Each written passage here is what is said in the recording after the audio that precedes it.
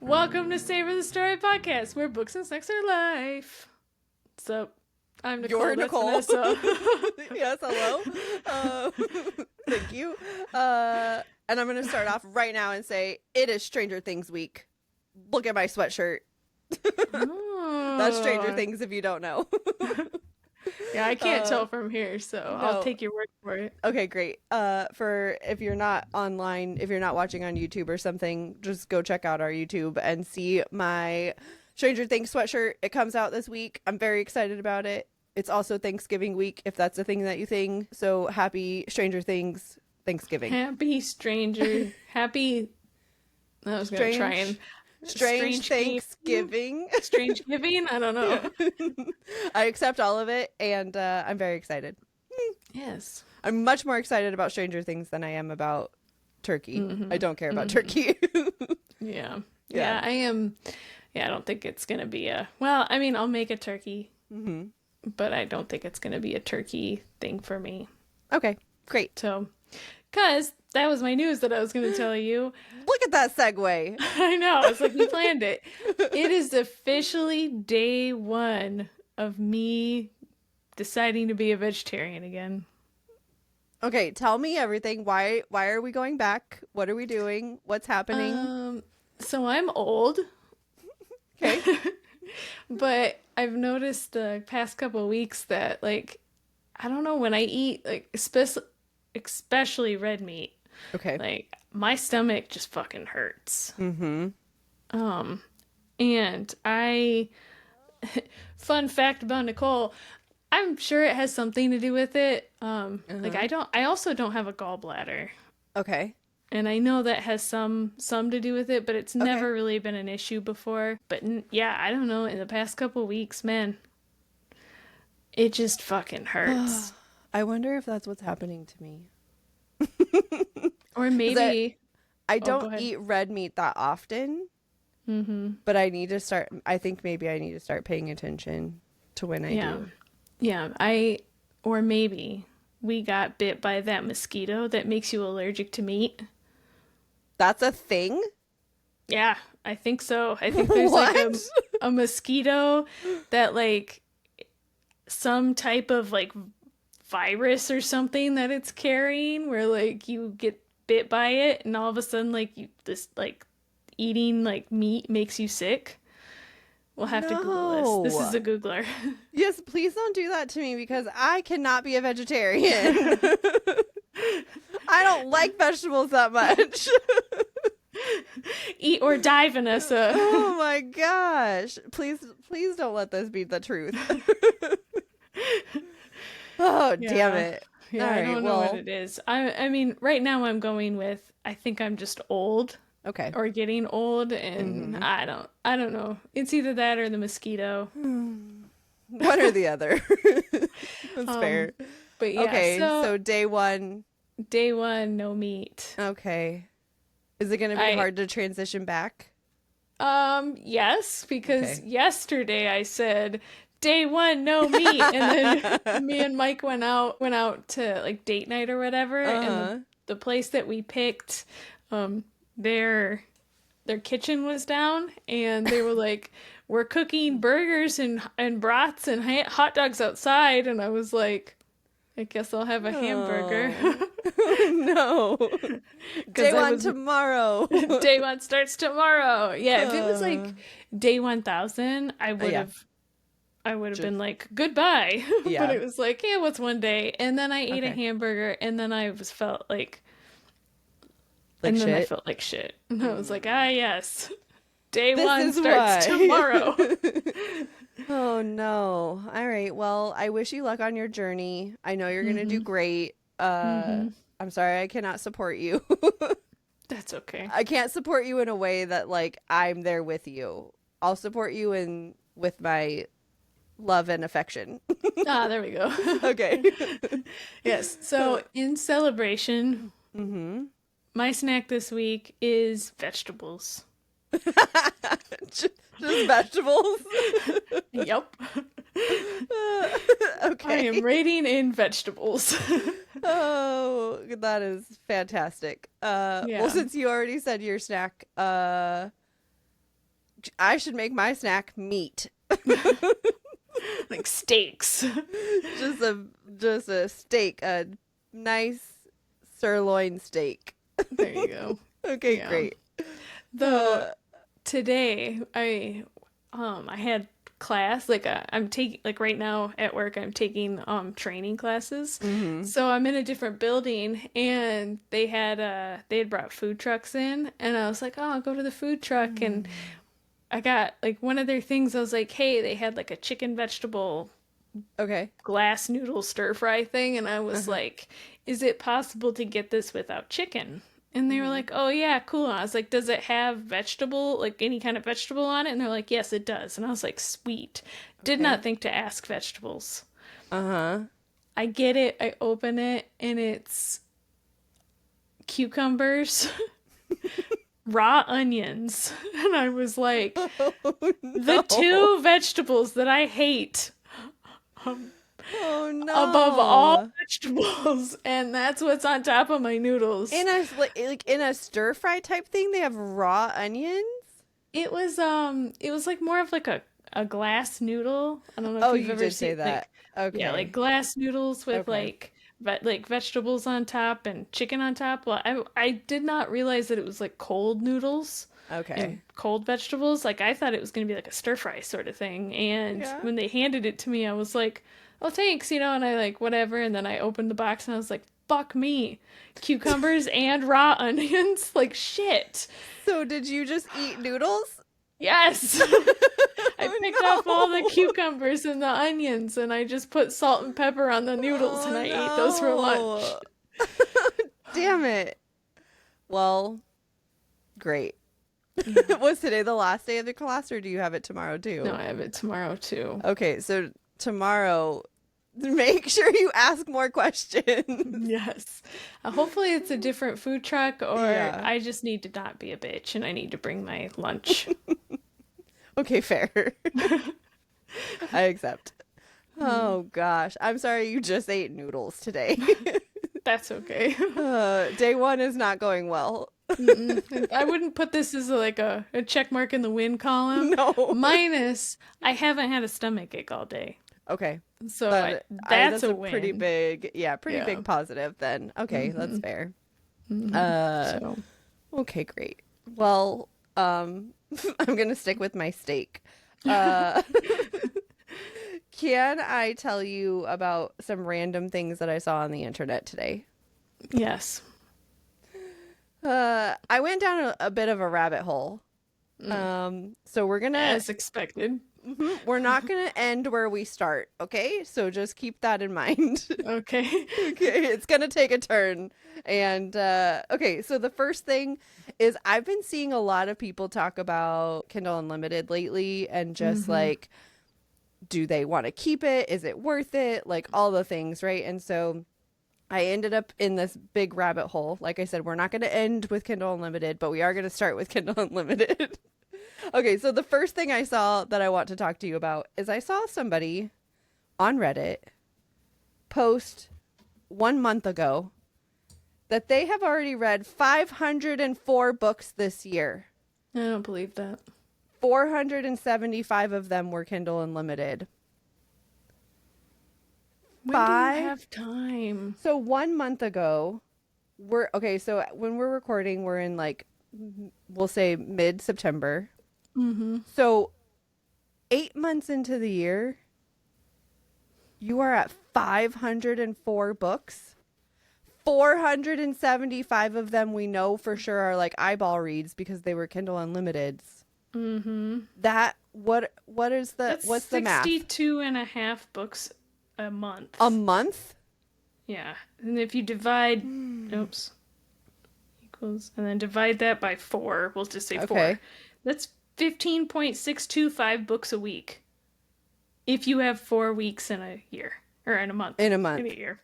So you're reading between 15 and 16 books a week. Yeah, so let's divide that by 7 days. That's 2.23 books a day. How is that even possible? What do you do? So even if you're a stay-at-home anything, right? Stay at home. Well, if you're a stay at home mom, how do you have time for Yeah. But okay, let's say you're like an heiress and you just get to stay home and do absolutely nothing all day. Like you have no chores, you're still reading like on average 600 to 700 pages a day. That's wild to me. Yeah. So I need more information from this person. Yes. On Reddit, their name is Penguins Are Fun. So, Penguins Are Fun. Can you please reach out and let us know how the fuck do you read that many books? Unless they're like a speed reader or something, where it's just like it still feels okay. So I'm gonna say it's not impossible, but it's very improbable. Yes, it feels impossible though. It feels impossible. Penguins. It's impossible to me, for sure. For me. Yeah. There's no way I could do that many. No. I could probably read 600 pages in a day. I could probably do it, but not every day for 8 months. No, exactly. So that's what I was thinking. I did read earlier this year. I read Onyx Storm in one day, right? Oh, well, one day plus like 2 hours. And I don't remember how many that is, but I'm assuming it's probably about 600-700 pages. Mm-hmm. And just thinking about that whole day, there's no way I would want to wake up and do it the next day, and then the next day, and then the next day. No, and I mean, and that's a book that you were excited to read. Yeah. Like, exactly. There's a lot of Kindle Unlimited books that I've like started reading. And I'm like, well, I can tell I'm gonna hate this one. But exactly. Okay, well, that's where I wanted to start because I saw that one in this whole Kindle Unlimited thing that I was reading, and I was just like, I had to bring that up. Okay, so the next thing was that just Kindle Unlimited in general. To me, I feel like it's still worth it. Like, are you finding it to change at all for you, or like, what are your thoughts? I think it's like cyclical or whatever that word is. Okay. Like that I'm thinking, because like I'm not saying I get to a point where I feel like I've read everything on Kindle Unlimited, but like I do get to points where I'm like, man, I do not see shit. Okay. Like nothing interests me, and then I'll like walk away for like a couple weeks, and then I'll get back on, and I'm like, oh, look at that, books that look interesting. But okay. Yeah, I don't know. Well, to me, I feel like there have been times in my reading past where it hasn't been worth it, and I did cancel my subscription because like those couple of years where I just really wasn't reading and I just was like, whatever, obviously that's not worth it. But to me, even if I read one Kindle Unlimited book a month, I feel like it's worth it to me. Cause like $12, I think, $12 for one Kindle book. If I'm reading 2, that's great. We're like, yes. But to me, yeah, I feel like if you find even just one book a month, I feel like it's worth it. Because most of the time that $12 is less than some of the bigger, Kindle books that you can find. I mean, obviously there's a lot out there that are like $2.99, $5.99, whatever. But right. Yeah, I don't know. I just I feel like it's still worth it. Yeah. Plus, I still have that deep aversion to buying Kindle books. That's true. You have to do Kindle Unlimited for that reason. So a couple of people kind of pointed out specifically, like, if you don't read romance, you're probably not going to find a lot of books that you like in Kindle Unlimited. I think thrillers are kind of big on Kindle Unlimited. I would say like historical fiction might be one of the ones that you don't really see as much on there. So if you're into that vibe, there are some genres that you just don't get a lot of on Kindle Unlimited. So for those people, I would say, sure, it makes sense that it's not worth it to you. But like, if you're a romance reader, for sure, I feel like you can get a lot out of it. Yeah, especially if you're not like super picky about the types Yep. of romance that you're reading, right? Mm-hmm. Like if you're like, I only like to read this type of romance, like, yeah, okay, maybe not. But like, Yeah. yeah, if you do not care, Yeah, exactly. there's a lot So out there. I've been really interested in just seeing how that conversation has been going online. So I'm gonna continue to be interested to see like how people are adapting and changing and or sticking with it. Like Yeah. anyway. Well, what's the other options though, right? Well, yeah, Like, like everybody says Libby, but isn't Libby one that you have to wait for? Like you put your name down and when yeah, it's available. I don't want yeah, to do that. I'm very not patient.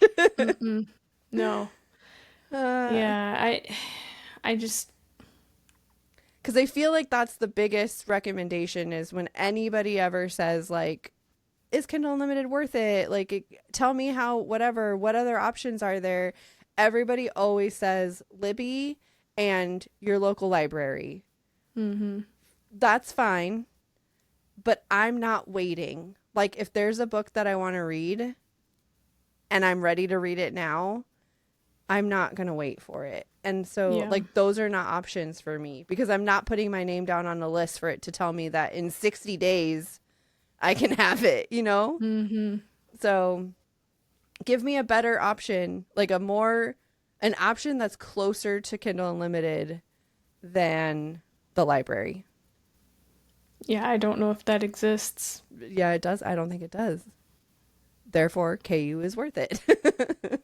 Yeah, For us. I get it. It's not worth it for everybody, but all right, so can I tell you where this turned? And sure. I don't know how it turned here. But we're in another situation where I read this and I was like, this seems weird enough for that Nicole may want to read it. Okay. And I don't know if they're Kindle Unlimited, but somehow I got here. Someone on Reddit asked the question, books that have sex plants or vines. Jesus Christ, what do you think I'm into? Not that you would be into it, but that you would be, it's weird enough that you are like, oh yeah, I want to know what that's about. Like, I want to know what the fuck is going on. Okay, Right, well, apparently this is me now, so give me these sex plant books. okay. So apparently there's, let me tell you what this one says first. It says, like Evangeline Anderson's books where there are those pleasure flowers and vines that fuck the FMC. Sweet Jesus. Okay, so apparently there's an Evangeline Anderson book. I don't know what the title of that one is, but then there's another one that says there's a book called Squashed by Elsie LaPlante, and he's a squash man with vines. And it's going to be a whole series apparently because book 2 is called Planted, and it's about an eggplant. Wow. And then there was another one. This one, the title of this book makes me so happy. It's called Pounded by Produce Jesus by Christ. GM Ferry, and it's basically VeggieTales fanfic.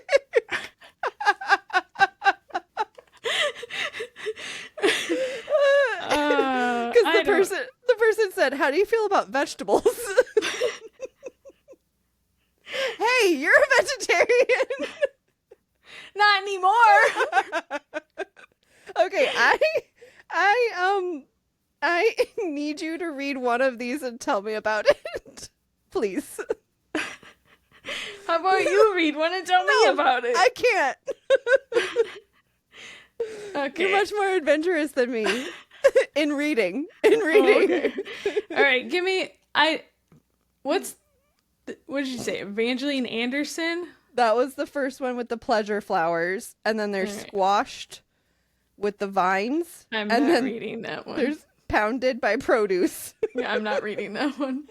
Okay, so Evangeline Anderson. I kind of want to. The Pleasure Palace? Okay, sure. I'll have to, maybe I'll dig into this Reddit thread a little bit deeper and find that title for you. If you type in Evangeline Anderson pleasure flower. AI can't find anything specific, but still looking, guys. Okay, great. Maybe I'll read Pounded by Produce and I'll tell you about it.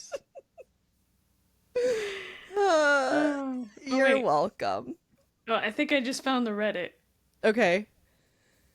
There was I did read somebody, I don't know what the book was, but somebody posted like a little snippet in there of some vines doing some things, and I was like, I don't know what I'm reading right now. There is a sci-fi horror-mance Yes, novella. I did see that. Okay, this is a rabbit hole I'm gonna have to go down later.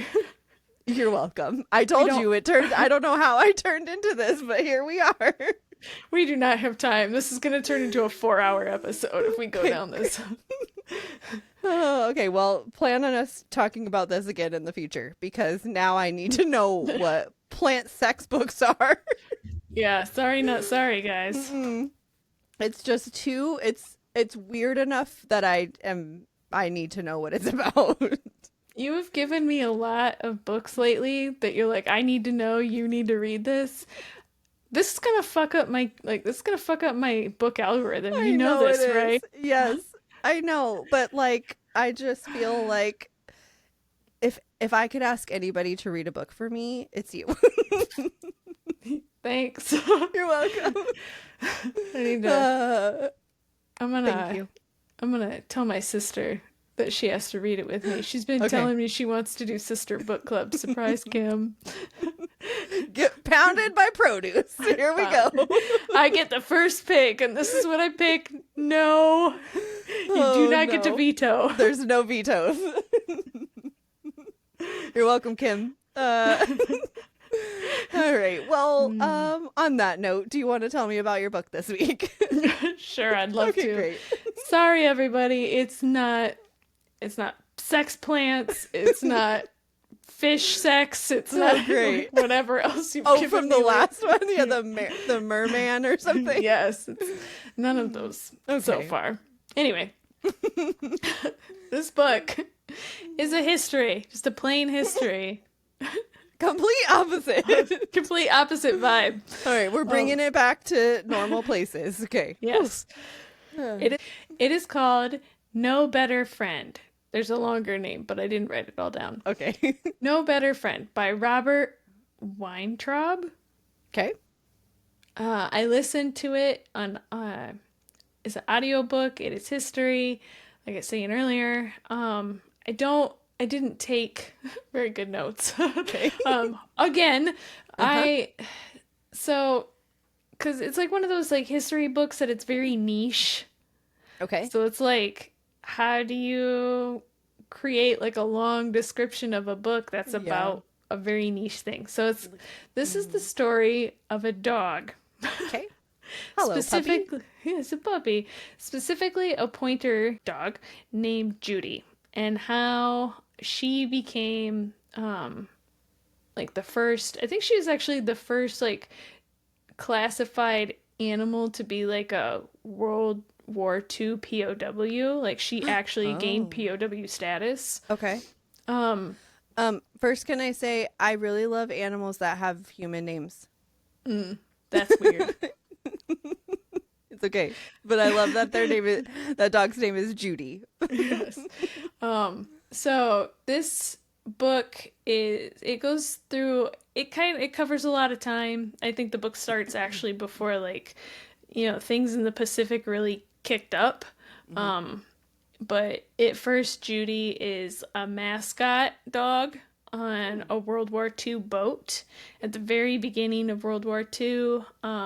And then the boat is captured by enemy forces, and ultimately Judy and her people are taken to an internment camp in the Pacific, and they spend the whole time, basically the whole book, in this camp. And then there's like a death march that people are probably very familiar with, and finally like freedom and brought back to the States with her person. With, okay. With a person. So this is a book about that dog. Okay. Like I said, not a very good description, but it's hard to like tell that as a story, right? Or a description, because So triggers, just starting off. This is a war book, and so like basically all war things. Anything that everything war, people dying. Like I was saying earlier, like death marches, life in an internment camp, like stuff like that. Like all that is covered and touched upon. Also, there's like a chapter where the main person like talks about like suicide, like contemplating suicide as a way to like get out of like the conditions and stuff like that. So not like you're like, oh, it's a book about a dog, but it's like also a lot of sad stuff. So weirdly enough, this is actually the second book about Judy that I've read. Really? Yes. I forgot. Okay. Like back in like 2012, I got on this like animal kick. Okay. Where I was reading about all these animals that were like that had jobs in like war and stuff like that. And the book that I read it's called Prisoner of War, Judy. Okay. So how I forgot that this was but I started reading this book and I was like, all this sounds really familiar. How do I know all of this already? And so I had to actually go through my Kindle, like my Goodreads account, and I was like, oh fuck, I read this back in 2012. Or a similar book. Yeah, it's fair that you didn't really like fully remember because that was a long time ago. It was a long time ago, and I can't remember books I read 6 months ago. So right, exactly. It's a side note. The other book, I didn't write down the author of that other book. Okay. It's called Prisoner of War, Judy. 2012 me gave that book 4 stars. Okay. So for whatever that means. Whatever that means. Yes. I apparently liked that book in 2012. Okay. Okay. So for this one though, for not liking it as much, I'm just going to start with, I rated this book 3 vegetables. Okay. Not particularly because not because like I said, I had already read all of this and I already knew it. This book goes into a lot more detail about what was going on during World War II, during that time frame that Judy was in all of these areas, and what the people on her boats were doing, and like in the camps at the time and stuff like that. So the book is actually more of a history book of the era. It felt like Judy just was there. Okay. She was like, the plot point to why we were talking about that specific time frame. Okay. Right? Or that specific event. Because like, as an example, like they're like, oh, I'm in the internment camp. Well, Judy wasn't she was in the camp, but they would release her through the fence so she could run through the jungle so she could find food for herself. So they're like, what's Judy up to? And they're like, oh, she's running through the jungle. But then they would talk about the camp for like 3 chapters. Like what's going on there. Okay. I mean, I was going to ask, like, how do you do it from like her point of view or whatever? Because you can't know what she's thinking and feeling. You don't know, like, you can only talk about the things that are happening around her and the people that are around her. So yeah, I can understand how like they focus way more on the actual war part of it, than her.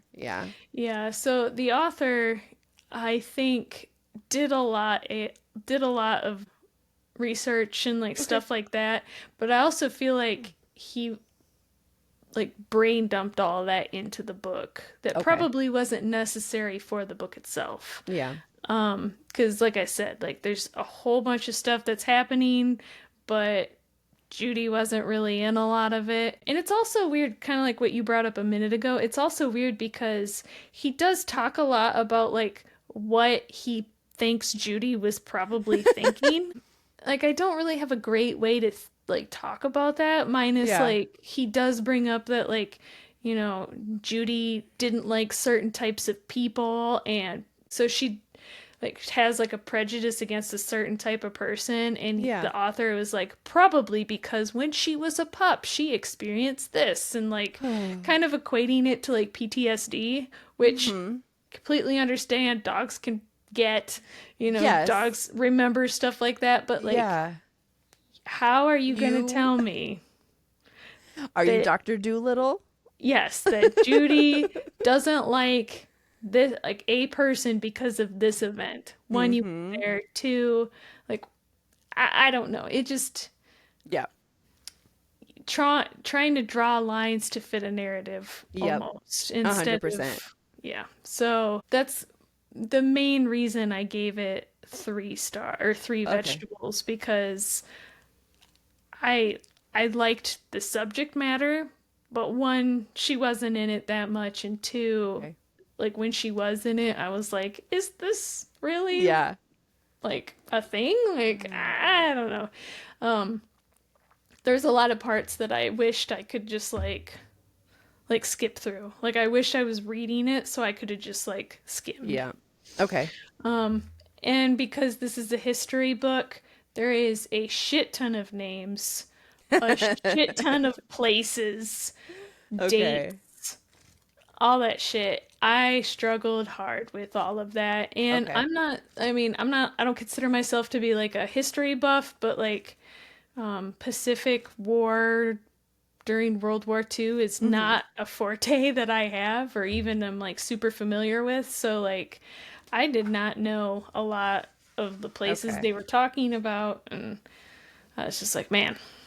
So you were having to try to figure out where everybody was and who everybody was and like all the things at the same. And then people would be gone and then they would come back, and it was like, who is this guy again and why? Like, I don't know. So anyway. All right, well, 3 vegetables. Okay. And in 10 more years, you're going to read another book about Judy and be like, hey. Don't I already know this? Don't I know Judy? All right. Well, I have one book for you today. I am going to tell you all about Great Big Beautiful Life by Emily Henry. I've been waiting for this one. Have you? Okay, so this is her new book in 2025. It came out in April, but like it's new to this year. Yes, it's new to this year. And she did promote it as being different than all of her other books. Like, it's definitely a different style, and I will agree with that it is a different style. Okay, so authors Alice Scott, who is still looking for her big break, and Hayden Anderson, who has won a Pulitzer Prize, are both on Little Crescent Island for the same reason: to write the biography of a woman no one has seen in years, Margaret Ives. She is an heiress, a former tabloid princess, and the daughter of one of the most storied and scandalous families of the 20th century. Margaret invites them both for a 1-month trial period in which they will interview her separately and write her story. Like, they will each separately write her story based on the interviews that they get. After which she'll choose the person who she wants to ultimately write the story and publish it. So basically it's like a write-off, like a write-off to where we'll go with that. Yeah, we'll go with that terminology. She wants to see like how they're going to write the story and see which one she likes better, and at the end of the month decide who's going to she's going to give the story to. That's a smart idea. Yes. But she's only giving them pieces of the story, and due to an ironclad NDA, Alice and Hayden cannot share those pieces with each other. So because she doesn't want them to have the whole story, because then they could just run off and do whatever. And so she's giving them like little pieces and seeing what they do with it, and then also have them under an NDA so they can't talk about those pieces.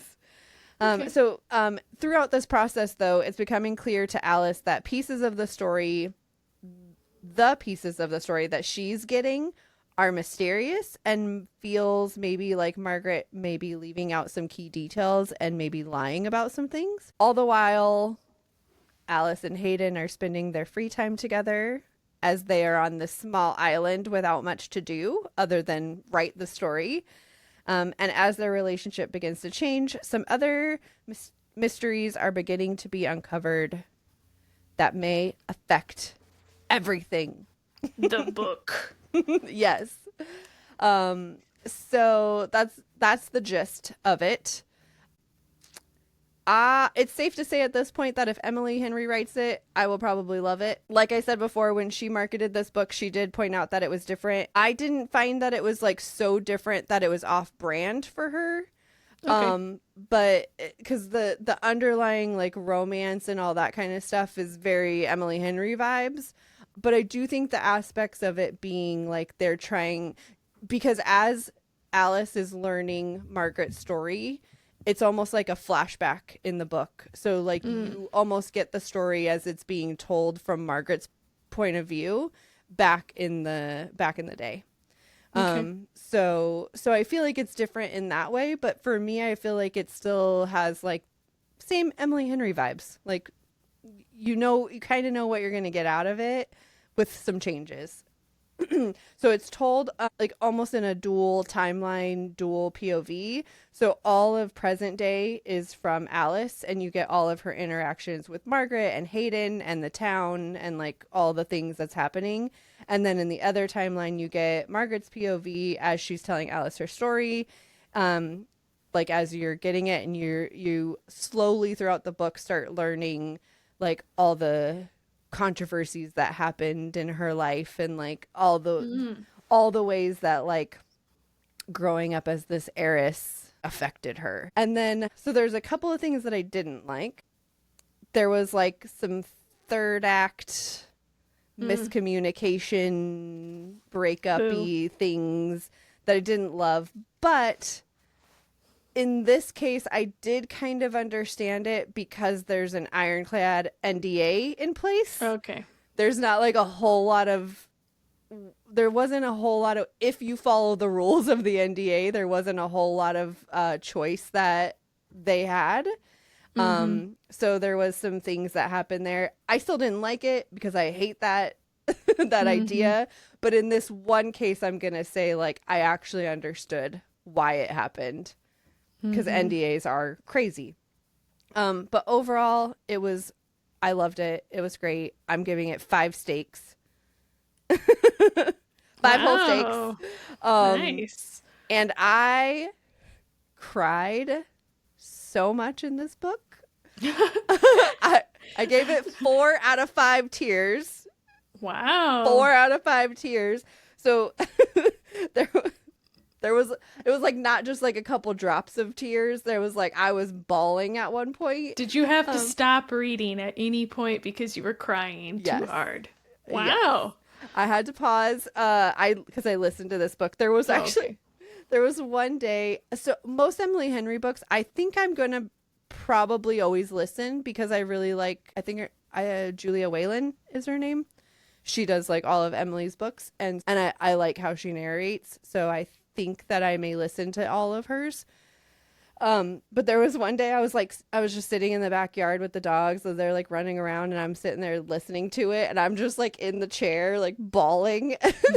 And Tim came home from work, and he just like walked in the backyard, and he's like, "Hey babe," and then he saw me and he was like, "Are you okay? What's happening?" And I just like wrong? Pointed to my AirPods, and I was just like, "Don't talk to me." And he was like, "Oh, got it." But yeah, he's like, "What did I walk into?" Just my wife sitting in the backyard all alone, just like tears streaming down her face. It was quite funny, but I loved it. I really liked the dual timeline aspect of it. I really enjoyed it. Like I said, I think at this point, if it's an Emily Henry book, it's probably going to be 4 or 5 for me. Like, right. And it's an auto read, probably. oh, she's definitely, it's become auto read. I now only have one book of hers that I haven't read, so that'll be coming soon. Wow. What's the last one? People We Meet on Vacation. That's the last one, and I have to read it by January because that's when the movie comes out. So, maybe I'll save it as a January read so then I could read it right before the movie. Maybe and I'll then do if that. you have the books to movies Yes. goal next year, you can check one off right immediately away. check off in January. Yes, exactly. Maybe I will do that. Strategic reading. But yeah, that's that. Are you ready for our question? Mm-hmm. Okay. Let's see what we get. Okay, ready? Mm-hmm. Is it worse for a book to be boring, or is it worse for it to make you angry? Boring. 100% boring. Mm-hmm. Like, as we've discussed, I'm much more likely to rage read or anger read a book. So if it's boring, I'm probably going to DNF it. If it makes me angry, I'll probably keep going. Yeah, I think that's the what's gonna happen because of this? Like, if a book is boring, the worst that's gonna happen is I'm either gonna DNF it or I'm just gonna skim it until, like, because if it's almost over, I'll just skim it until I'm done. Yeah. But like, man, anger reading or like a book making me angry, it's kind of 50-50 about what it's making me angry about, right? Right. Like, there's some stuff that I could probably rage read, but like, Sure. there's also some stuff that like I don't want to read this. Mm-mm. You know? Yeah. So I guess it really depends on what it is. Yeah, I think you're right. I'm still gonna say that it's worse for a book to be boring. Yes. Oh Because yeah. at least I have some feelings about it if I'm angry at it, right? If it's boring and I'm just like bored, then I have no feelings and I'm just that makes me angrier. Right. I'm not gonna tell you what the book is, but Okay. I actually just finished, and I'm gonna review it in a couple weeks. Okay. A book that I wanted to finish, but I was alternately bored and angry at this Oh, book no, you had the whole both. time. It had the aspect in it where I am just not a fan. Okay. And every time it's like what we talked about last week, where it's like almost like an auto DNF. It had that in it. And then on top of that, it was just like, I just got to like, it was like a 19-hour book, and I got to like 10 hours, and I was like, holy shit, I'm only halfway done. So I had to just like rage listen. I was just like, no. Did you had make it my go headphones- faster? Yes, I went as fast as I could until I couldn't understand it, and then backed off. Okay. And then One. just had my headphones on and just like sat there and listened to it while I was working. It's like, oh. Oh, I can't wait to hear all about it. Yeah, I feel like it's just, I don't know. Books that are boring, it bothers me so much. That's funny. I'm reading a book right now that I have found fairly boring throughout the whole thing. I have almost quit it so many times, but then like something happens where I'm like, oh, I need to know. Like, I want to know what happens next. Right. Every time I'm on the verge where I'm like, nope, I'm DNFing this book. Something little happens and I'm just like, God damn it, I'm stuck again. Like, but it's just enough like carrots to keep you in it, but Yes. like you're always, every time you get a carrot, you're like, is this enough? Yes, is this carrot good enough? Like, I don't really like carrots. Or is it actually a cucumber? Yeah, I just yeah, I don't know. I'm like staring at my Kindle right now thinking about the book like, ugh. Stop being boring. Yes. At this point I've made it. I think I'm like 75% in, so I think I'm fully in, but I'm upset about it. I'm not at a rage read yet, but I'm upset that it's like boring. I think one of the main reasons I've stuck it out so long is that it's a subscription box book, and like I have done terrible with reading subscription box books this month or this year, and so I was like, well, I mean, I have to now. Like, it was one of the books that my remember I told you that I made that like spreadsheet thing where it like tells me what my next physical book from my shelf is going to be. It was that book. So I was like, well, I have to do this. I can't DNF the first book that I did. So, all right. Well, all the listeners, please tell us what's worse for you. Is it worse for a book to be boring, or is it worse for a book to make you angry? Visit us on all of our socials, on our YouTube, on our website, all the things. Everywhere you find us is Savor the Story Pod. Reach out to us. We would love to hear from you. It makes us happy every time we do hear from you. Reach out. And also, it doesn't have to be just about this episode. You could tell us all the things, like any recommendations that you have, questions that you have, thoughts that you have, all bookish things and or snack things. Tell us all the thoughts, all of them. Okay, thank you. We accept them. Yep. That's all. Okay, bye. Get out of here.